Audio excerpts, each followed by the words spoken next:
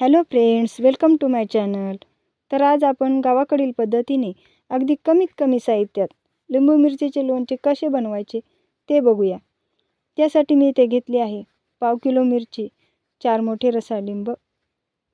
मसाल्यासाठी मी इथे घेते 50 ग्राम मोहरी, 50 ग्राम मीठ, हळद 1.5 चमचा आणि अर्धा चमचा हिंग. लोणच्यासाठी मिरची घेताना मोठी मोठी आणि पूर्ण झालेली मिरची घ्यायची. सर्वप्रथम मिरची धुवून कोरडी करून मिरचीचे देठ काढून घ्यायचे. लिंब ही स्वच्छ धुवून कोरडी करून घ्यायची. लोणच्यासाठी मिरची कट करताना एका मिरचीचे 2 तुकडे करून प्रत्येक तुकड्याला एक उभी चीर देऊन घ्यायची. अशा सगळ्या मिरच्या कट करून घ्यायच्या. 4 लिंबापैकी 3 लिंबाच्या फोडी करून घ्यायच्या आणि 1 लिंबू तसेच ठेवायचे. मोहरी मिक्सरमध्ये बारीक करून घ्यायची. मिरची मसाला कालवण्यासाठी एक मोठं भांडं घ्यायचं. भांडं स्वच्छ आणि कोरडं असावं.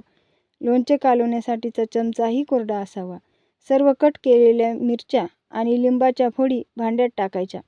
त्यावर बारीक केलेली मोहरी, मीठ, हळद, हिंग टाकून प्रॉपर हलवून घ्यायचं.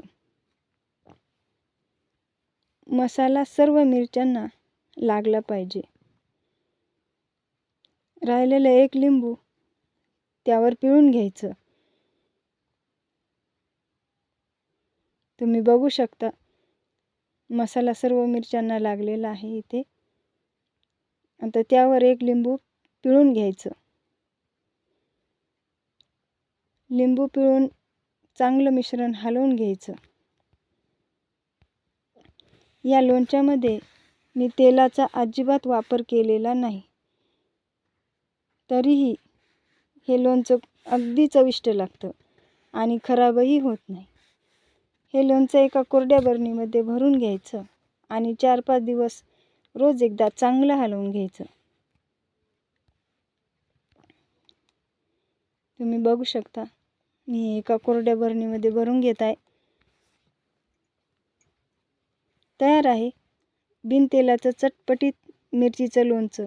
व्हिडिओ आवडल्यास लाईक करा, सबस्क्राईब करा, शेअर करा. थँक्यू.